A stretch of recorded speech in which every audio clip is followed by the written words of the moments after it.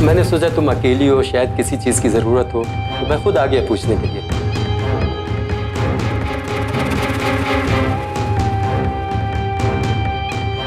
दरवाजा बंद कर लो, लोग फालतू का डिस्टर्ब करेंगे। बंद कर।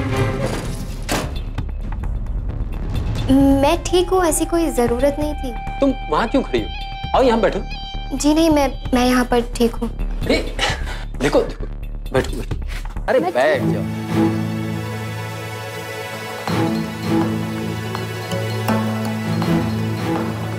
देखो, मुझे तुम्हारी बड़ी चिंता हो रही। बेचारी लड़की की किसी को चिंता ही नहीं। क्या कर रहे हैं आप? मैं तुम्हारी सारी जरूरतें पूरी करूंगा। तुम मेरे पास आ जाओ। छोड़ो।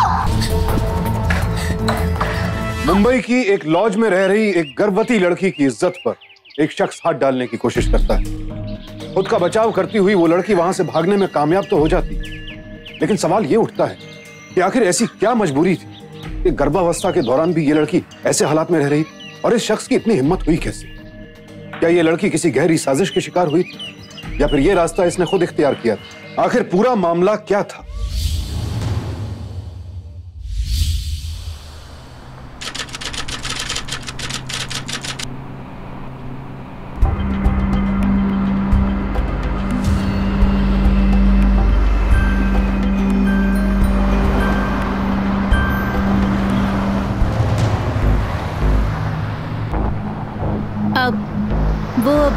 कंचन, तुम यहाँ?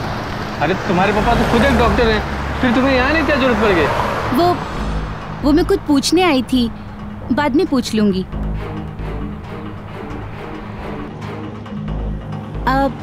भैया रघुनाथ बाजार चलेंगे? नहीं नहीं, वो तो बहुत दूर है, वहाँ नहीं जाना अभी मुझे।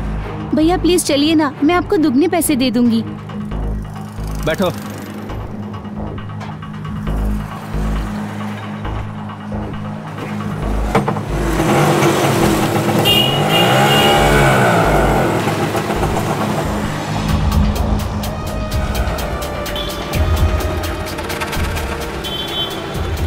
ये लो, आ गया रघुनाथ बाजार। किधर जाना है आपको?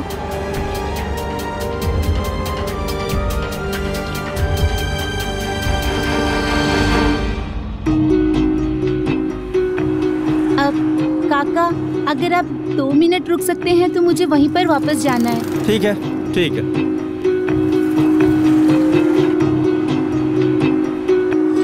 क्या चाहिए?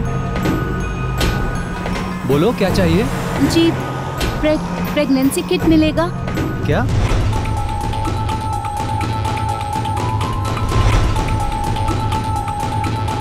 हाँ हाँ,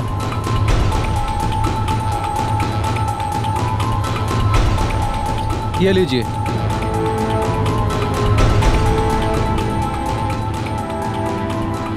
अरे छुट्टा तो लेती जाओ।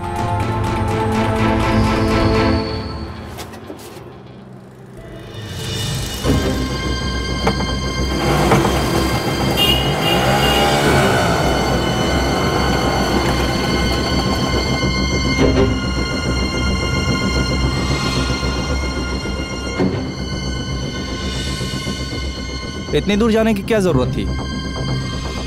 गोमत नगर में कहाँ रहती हो? रोको यहाँ पे, रिक्शा रोकिए, मैंने कहा। क्या हुआ? मुझे यहीं उतरना है। लेकिन तुम्हें तो। ये लो, गोमत बाजार।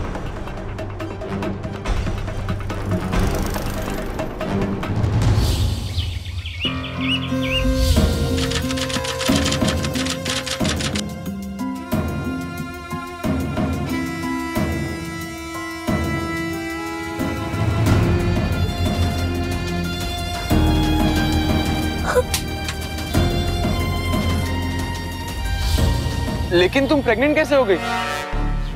कैसे मतलब? तुम्हारी वजह से। और कैसे जैदी? मैंने क्या किया है? मैं कुछ नहीं जानता। तुम्हें पहले बताना चाहिए था ना। और वैसे भी ये सब का मैं अकेला जिम्मेदार नहीं हूँ। हाँ पापा ठीक है, मैंने कब कहा तुम अकेले जिम्मेदार हो? तब क्या? I mean, हमें अभी कुछ करना चाहिए ना जयदीप। हमें हमारे पेरेंट्स से बात करनी चाहिए हमारी शादी के लिए। तुम शादी वादी भूल जाओ।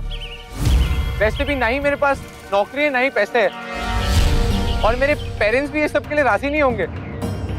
प्लस मेरी एजुकेशन भी खत्म नहीं हुई है। इस सब का सोल्यूशन है। I mean, हम लोग अबॉर्शन करवा सकते हैं। बस आज के बाद मुझसे मिलने की या मुझसे बात करने की कोशिश भी मत करना, समझे तुम?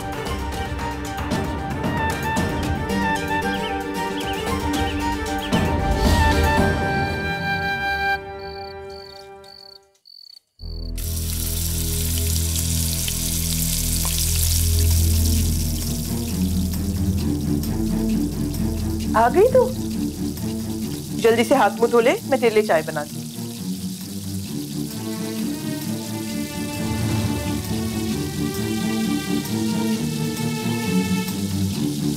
क्या हुआ?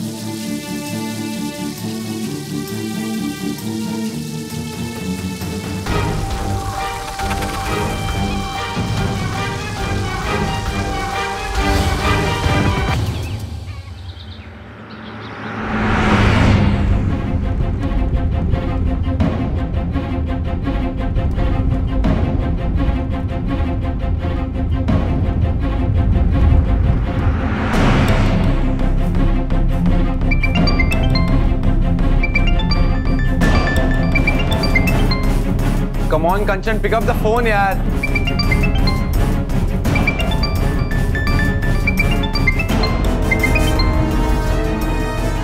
बेटी से गलती हो चुकी थी, लेकिन उसे छिपाने के लिए परिवार ने एक ऐसा तरीका चुना कि वो खुद एक और बड़ी गलती करने जा रहे थे। लोगों के इसी डर और उनकी कमजोरी का फायदा उठाते हैं अवैध गर्भपात क्लिनिक चलाने वाले फर्जी डॉक्टर। बदनामी के डर से घिरे लोग ये भूल जाते हैं कि इन बिना डिग्री वाले फर्जी डॉक्टरों के चंगुल में फंसकर वो अपनी या फिर किसी अपने की जान खतरे में डाल रहे हैं। तो क्या आज कंचन भी ऐसे ही किसी खतरे की शिकार होने वाली थी? ये लीजिए, इसका एक खुराक लेने से अगले दिन सब खत्म। जी, लेकिन इससे मेरी बेटी को कोई नुकसान तो नहीं होगा? नहीं नहीं, ये 100% सेफ है। कितने हुए? 200।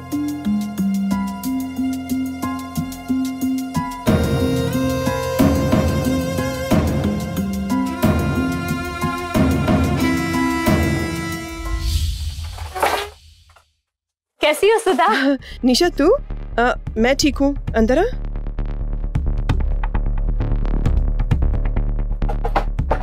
बहुत दिन हो गए तुमसे मिले, सोचा आज मिल लूं।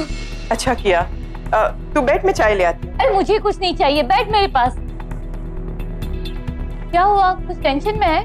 नहीं तो कोई बात नहीं, बैठ ना।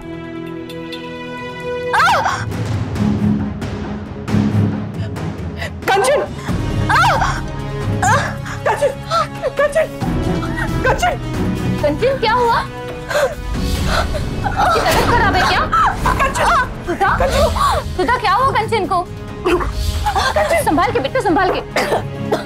कंचन सब ठीक हो जाएगा। कंचन सब ठीक हो जाएगा। क्या हुआ इसकी तबीयत को? क्या हुआ? कंचन सब ठीक हो जाएगा। माय गॉड, तू ऐसा कैसे कर सकती है? इसे फर्जी डॉक्टर के पास ले गई थी। एक डॉक्टर की बीवी होकर तू ऐसा कैसे कर सकती है सुधा?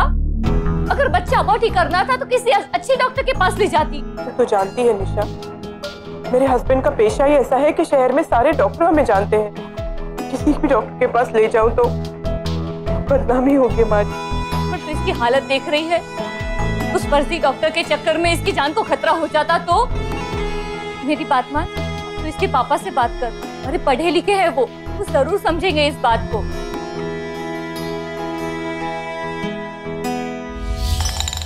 लगाम खींच कर रखना चाहिए था और छूट दो इसे। और तुम मुझे मेरे ही अस्पताल में इसका अबॉर्शन करने के लिए कह रही हो? क्या जवाब दूंगा मैं अपने कलीग को कि मैं अपनी बेटी का अबॉर्शन करने के लिए आया हूं? इस शहर का हर डॉक्टर मुझे बहुत अच्छी तरह से पहचानता है। बेहतर यही होगा कि तुम अपने भाई के यहाँ चंडीगढ़ में जाकर किसी अनजान डॉक्टर से इसका अबॉर्शन करवाओ। और सुनो, बच्चा गिरवा कर आना, समझे तुम?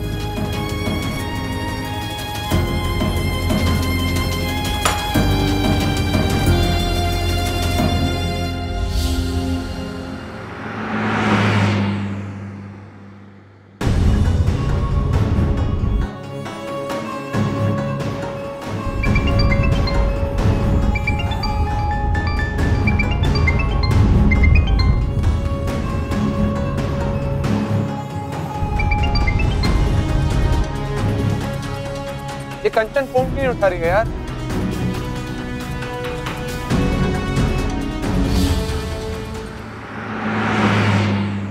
ये जो तुम्हारी भांजी है ना कंचन, पता नहीं जम्मू में क्या क्या गुल खिलाकर आई है और अपना मुंह छिपाने के लिए यहाँ आ गई। अरे उन्हें अपना पाप धोना है ना तो कहीं और जाकर धोएं, यहाँ नहीं। पर ऐसी हालत में वो मेरी बहन है। तो मैं क्या करूं? मैं अपने घर का माहौल बिगाड़ूं क्या इनकी वजह से? और हाँ, हमारी भी बेटी है, क्या सीखेगी? और जब ये मोहल्ले वाले पूछेंगे क्या जवाब दूंगी मैं उन्हें? मुझे कुछ नहीं पता, उनसे कहो यहाँ से चली जाए बस।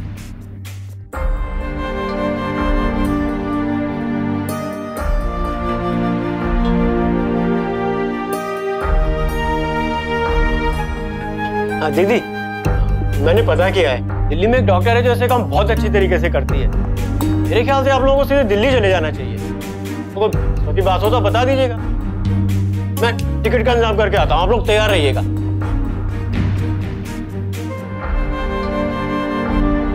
जब बच्चे गलती करते हैं तो बड़ों का काम है उन्हें समझाना।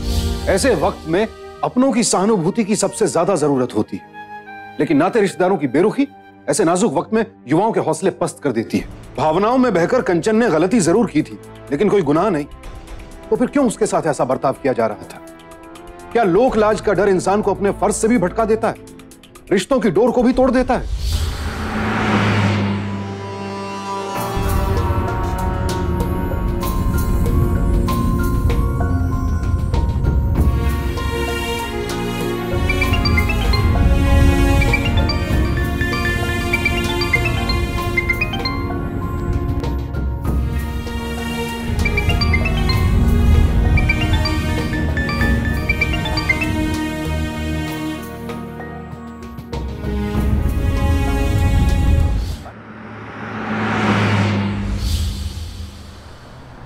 देखिए, अबॉर्शन नहीं हो सकता।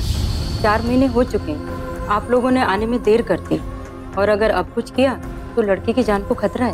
पर डॉक्टर, कोई तो उपाय होगा? जी, कोई उपाय नहीं। चलिए आप लोग। ठीक, आओ आराम से, संभाल के, एकदम आराम से।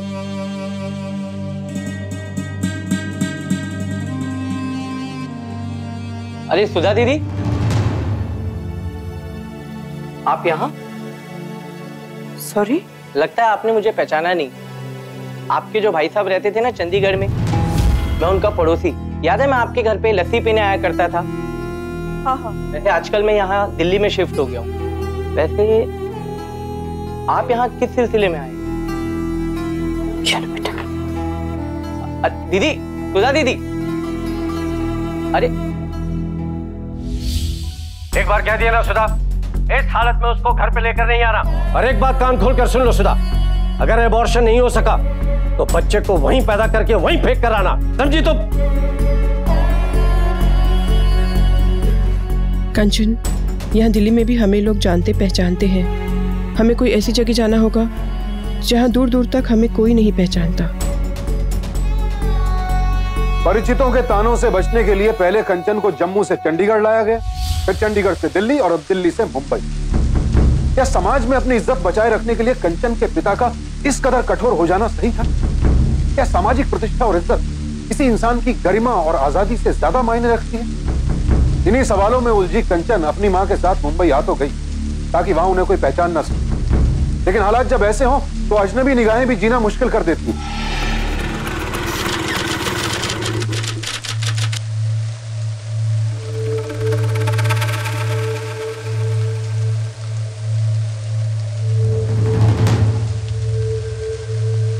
कमरा चाहिए? जी। कितने दिन रहेंगे? जी, अभी कुछ दिन रहेंगे, आप बुक कर दीजिए। ठीक है। गंदू, ये चाय ठंडी होगी, दूसरी लेकर आ। अपना नाम बताइए। सुधा।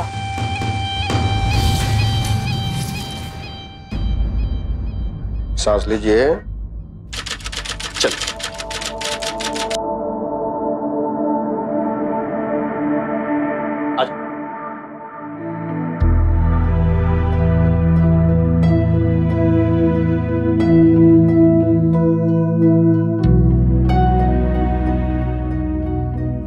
डॉक्टर साहब कोई घबराने की बात तो नहीं है? सब कुछ नॉर्मल है, जच्चा और बच्चा दोनों स्वस्थ हैं, कोई टेंशन नहीं। लेकिन हाँ, भारी सामान उठाना, सीढ़ियों पे चढ़ना, ये सब बिल्कुल बंद। ओके?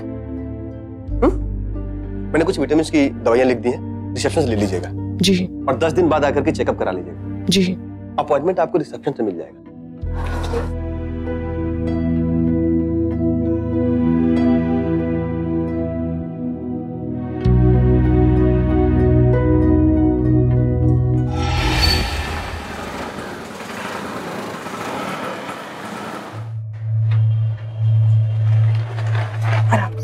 क्या हुआ?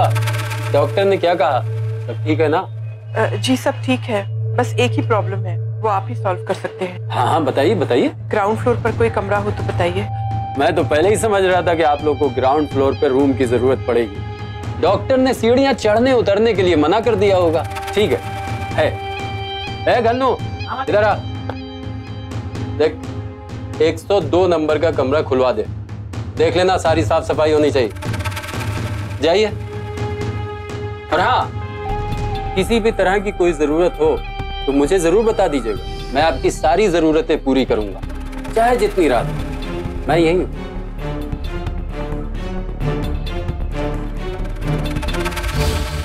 कांचू बेटा, मैं जरा एटीएम जाकर आती हूँ, तुम अपना ख्याल रखो और दरवाजा बंद कर लो। ठीक है?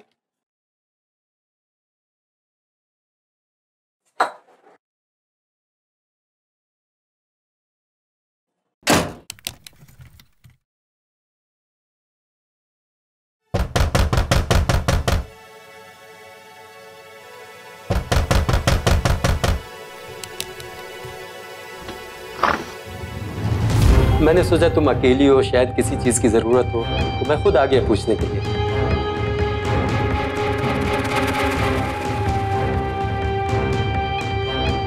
दरवाजा बंद कर लो, लोग फालतू का डिस्टर्ब करेंगे। बंद कर। मैं ठीक हूँ, ऐसी कोई जरूरत नहीं थी। तुम वहां क्यों खड़ी हो? आओ यहाँ बैठो। जी नहीं, मैं यहाँ पर ठीक हूँ। देखो देखो, बैठो बैठ जाओ। अरे बैठ जाओ।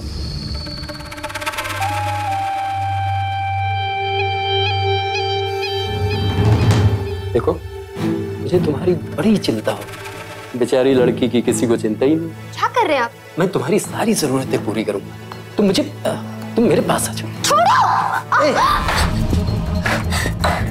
किसी को मुसीबत में देखकर उसकी मदद करने के बजाय लोग यूं वहशी हो जाएंगे, ये कंचन और उसकी मां ने कभी सोचा भी नहीं था। लॉज वाले की इस हरकत ने इंसानियत को तो शर्मसार किया ही, कंचन को भी इस कदर मानसिक और शारीरिक कष्ट पहुंचाया कि उसे समय से पहले लेबर पेन शुरू हो गए। कंचन की मां सुधा अपनी बेटी को लेकर भागी भागी अस्पताल पहुंची। यहां हम आपको बता देना चाहेंगे कि कंचन की मां को फौरन लॉज वाले के खिलाफ पुलिस में रपट लिखवानी चाहिए, लेकिन अपनी बेटी की बिगड़ती हालत की वजह से वो ऐसा नहीं करवा सकती। और ऐसे मामलों में अक्सर लोग लोकलाज की वजह से पुलिस के पास नहीं जाते, और इसी वजह से ऐसे वहशी दरिंदे खुलेआम घूमते रहते हैं। डॉक्टर साहब,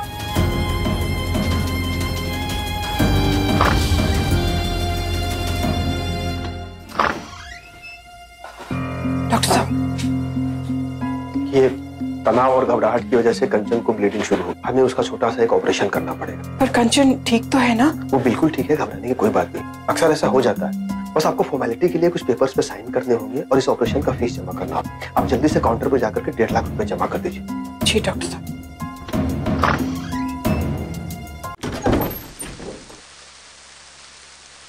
नमस्ते अंकल।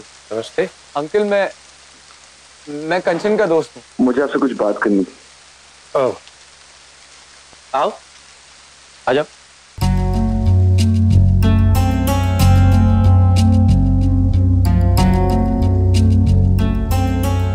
कंचन तो यहाँ है नहीं, वो अपनी नानी के यहाँ गई हुई है। कंचन का नंबर नहीं लग रहा है। कोई नया नंबर है क्या? हाँ है तो नया नंबर, पर नहीं है इस वक्त मेरे पास। फिर से बात होगी तो मैं बता दूंगा उसे। तुम कंचन के साथ पढ़ते हो या दूसरी क्लास में? अंकल, मैं कंचन से शादी करना चाहता हूँ। जो हुआ वो नहीं होना चाहिए था। मैंने कंचन को बहुत दुख पहुंचाया, लेकिन अब मैं जिम्मेदारी लेने के लिए तैयार हूँ। अपने बच्चे की जिम्मेदारी लेने के लिए तैयार हूँ। Uncle, I am really sorry uncle. आज अपनी गलती की सजा पाने के लिए तैयार हूँ अंकल। प्लीज मुझे माफ कर दीजिए अंकल। तुमने मेरी बेटी की जिंदगी बर्बाद कर दी।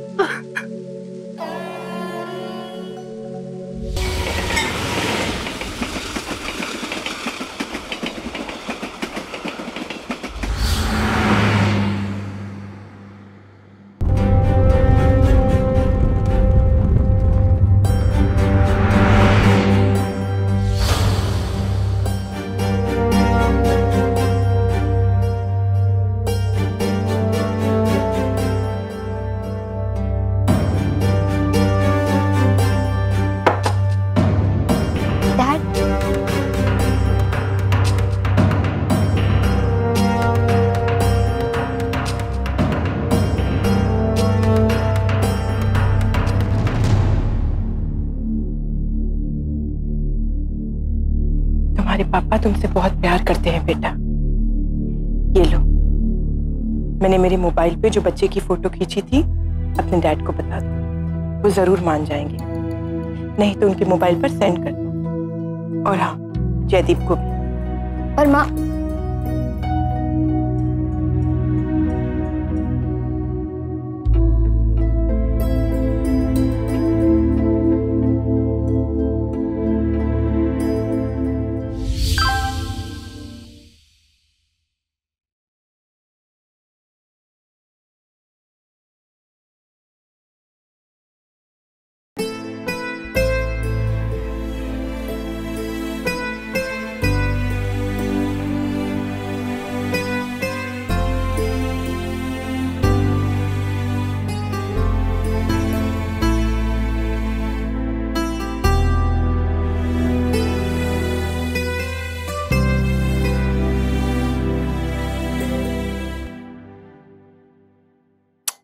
फोन क्यों नहीं लग रहा है?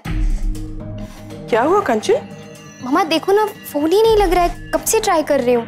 डोंट वरी बेटा, चिंता मत करो, आज शाम तक पैसे ट्रांसफर हो जाएंगे। हाँ।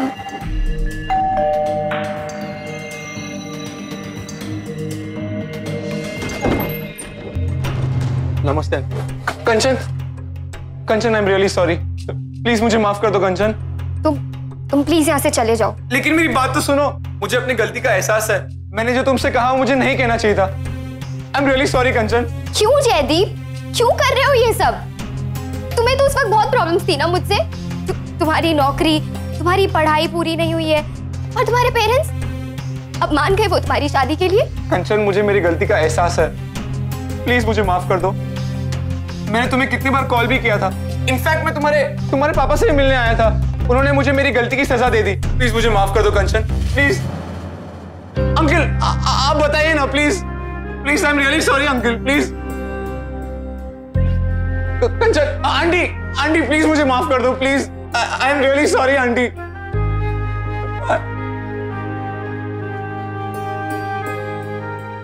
कंचन, आई एम रियली सॉरी। मैं तुमसे वादा करता हूं कि हम अपने बच्चे के साथ रहेंगे और मैं तुम्हें कोई तकलीफ नहीं दूंगा। I promise Kanchan. It's okay.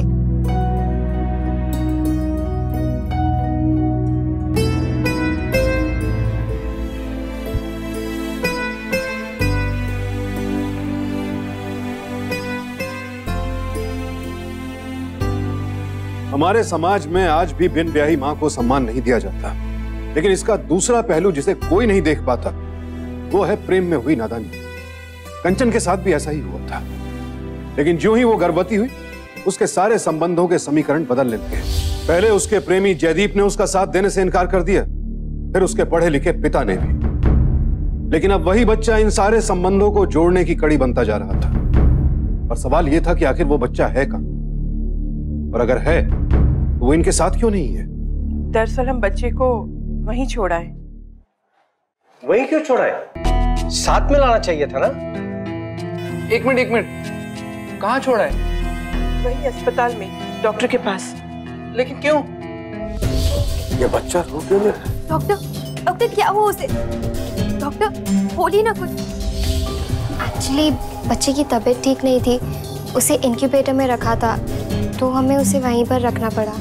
चलो कोई बात नहीं, हम सब वहां जाएंगे और अपने बच्चे को साथ लेकर आएंगे।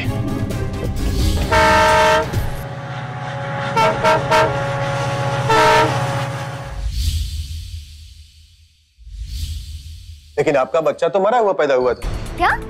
लेकिन तुमने तो कहा था कि बच्चा जिंदा है। हाँ पापा, बच्चा जिंदा ही है।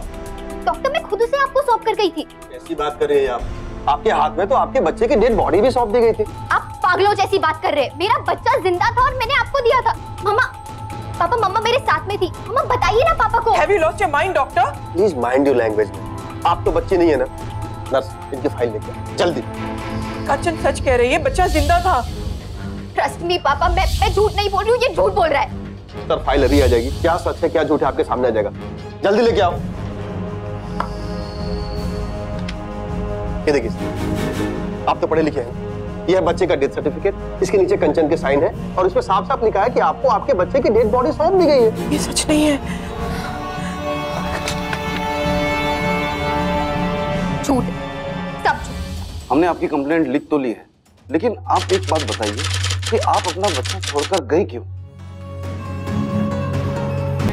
ये बच्चा रो क्यों नहीं रहा? डॉक्टर क्या हुआ उसे? डॉक्टर बोलिए ना कुछ। देखिए बच्चा बहुत ही कमजोर है, इसे डॉक्टर की निगरानी में रखना होगा।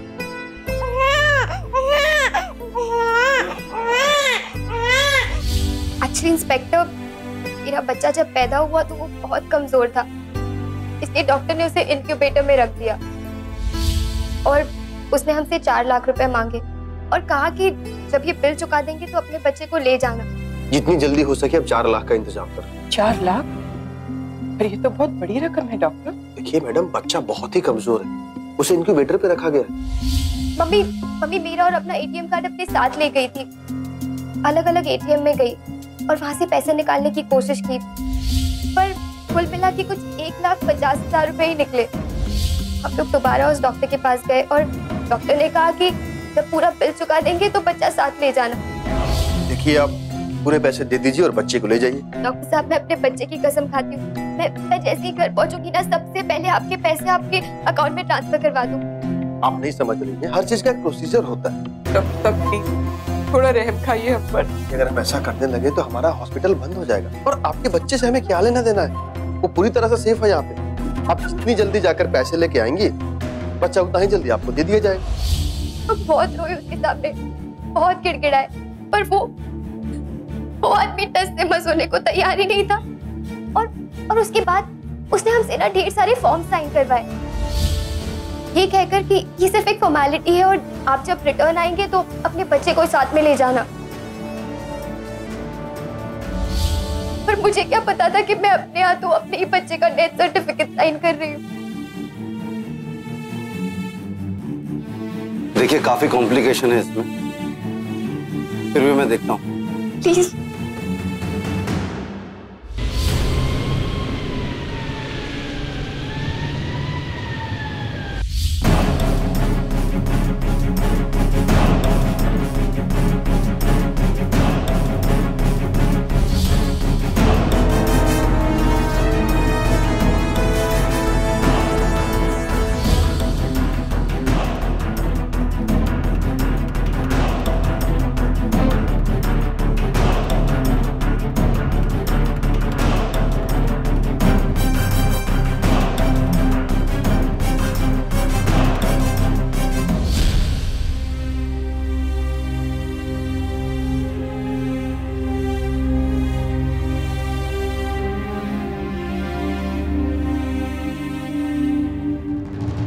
इंस्पेक्टर साहब, कुछ पता चला? अफसोस, हमें एक भी सबूत नहीं मिला डॉक्टर के खिलाफ। हमने सारे डॉक्यूमेंट देखे, यहाँ तक कि सारे स्टाफ से भी पूछताछ की। सभी का यही कहना है कि इनका बच्चा मरा हुआ पैदा हुआ था। नहीं इंस्पेक्टर साहब, ये झूठ है। लेकिन हम क्या कर रहे हैं? हम मजबूर हैं। अगर एक गवाह भी हो तो हमारी तफ्तीश को दिशा मिल सकती है। ठीक है, कोई बात नहीं, अपने बच्चे को अब मैं खुद ढूंढूंगी। कंचन, कंचन,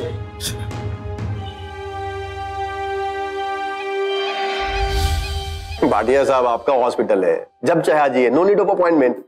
सर वो जम्मू वाले लोग फिर से आए। फिर से आ गए? एक्सक्यूज मी सर, मैं बाद में फोन करता हूँ।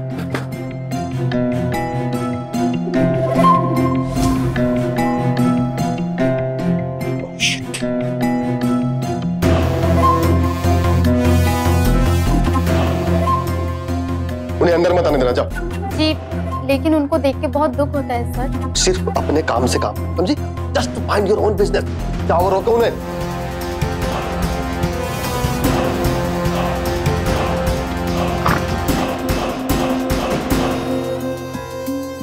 आप बैठिए।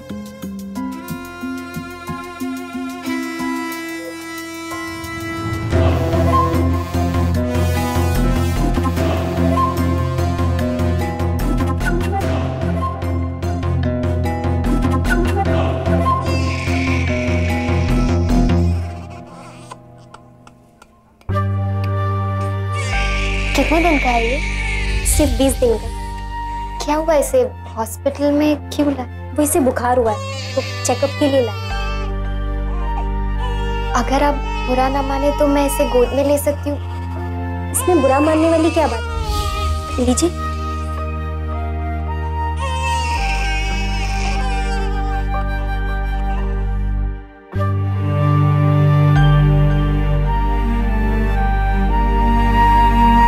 जयदीप, अगर आज हमारा बच्चा हमारे साथ होता तो इसके जितना ही होता ना।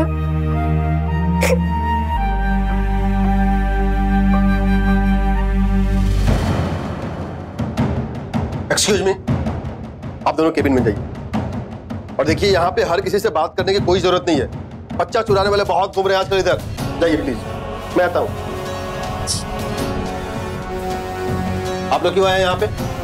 वो डॉक्टर साहब आज आपका बच्चा मर चुका है और यहाँ आकर डॉक्टर और पेशेंट को डिस्टर्ब मत कीजिए प्लीज। सिक्योरिटी, इन दोनों को बाहर करो और दोबारा कभी अंदर नहीं आने चाहिए, वरना तुम दोनों को बाहर कर दूंगा। लेके जाओ। आप ऐसा नहीं कर सकते हो। हमें हमारा बच्चा चाहिए कैसे भी। आप ऐसा नहीं कर सकते। आप बाहर चलो। हाथ छोड़ो।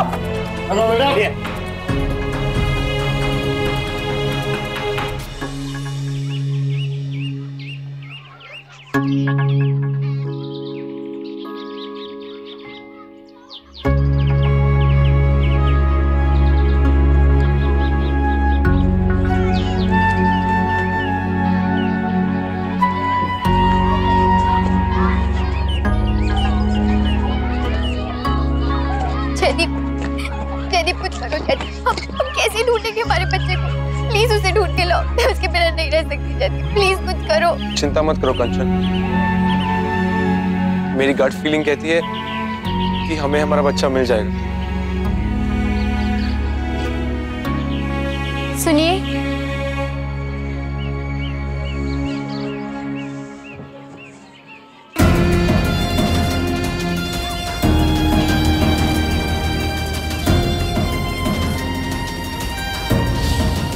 अगर उस नर्स को इतना सब कुछ मालूम है तो उस नर्स से मिलके मैं पूछताछ करना चाहूंगा। जी इंस्पेक्टर साहब, वो सब कुछ बताने के लिए तैयार है पर सामने नहीं आना चाहती। और यहाँ तक कि उसने तो मुझे उस आदमी का भी एड्रेस दे दिया जिसके पास बच्चा है। अगर उस नर्स की बात झूठी साबित हुई तो? नहीं इंस्पेक्टर, मैंने उसकी आंखों पे सच्चाई देखी है। और प्लीज प्लीज आप कुछ भी करके मेरा बच्चा मुझे वापस दिलवा दीजिए।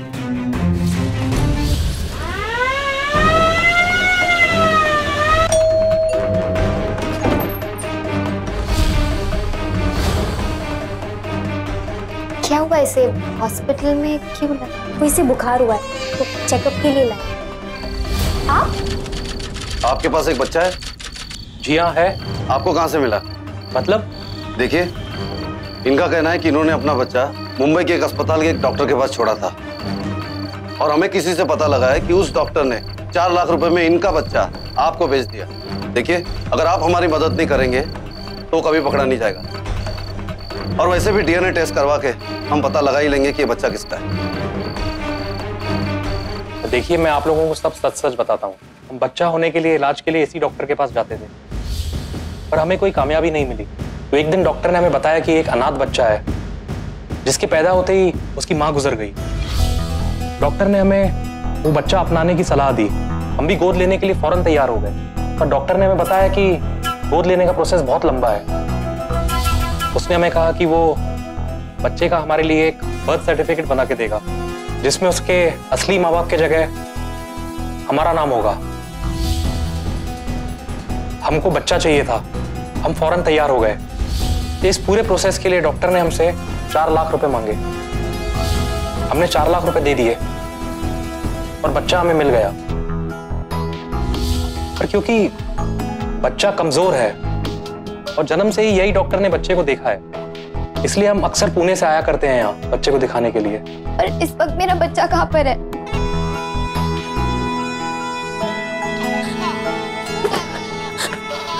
मैंने सब सुन लिया। इस बच्चे की असली माँ सिर्फ तुम ही हो। इस बच्चे पर सिर्फ और सिर्फ तुम्हारा ही अधिकार है। हमें माफ कर दे, हमसे अनजाने में ही गुनाह हो गया।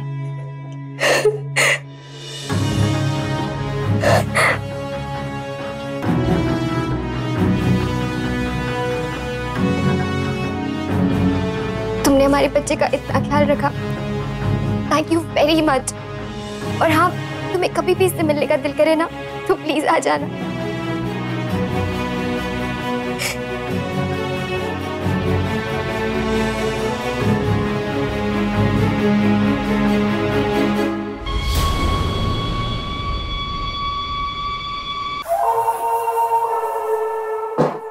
Yes doctor, you are under arrest. लेकिन किया क्या है? कंचन नाम की महिला का बच्चा चुराने के जुर्म में आपको अरेस्ट किया जाता है। मैं मेरे लॉयर को फोन करता हूं। फोन पुलिस स्टेशन चल के कर लेना। चलिए हमारे साथ।